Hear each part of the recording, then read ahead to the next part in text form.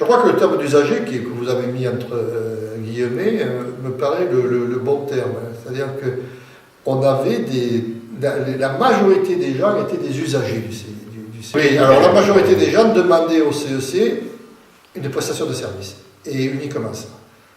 Et puis, il y avait des gens pour qui le CEC était un lieu d'accomplissement et d'épanouissement personnel, et cela, c'était plus que des usagers.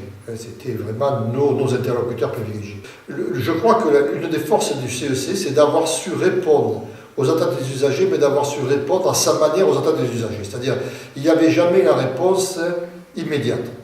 Si on a pu faire cette transmutation, en quelque sorte, ce changement, tout en répondant à la demande, mais en y répondant de manière particulière et de manière éducative, c'est aussi parce qu'on avait une sorte d'interface qui était déjà impliquée dans la vie associative.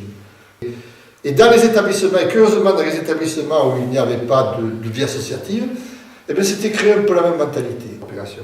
Ce qui a amené, je pense, de la part de la population, une utilisation du CEC, mais en même temps, confusément, c'était pas, ils n'ont jamais dit mon CEC, quoi. Il n'y avait pas de sentiment que le CEC leur appartenait. Le CEC était à leur service, c'est une notion différente.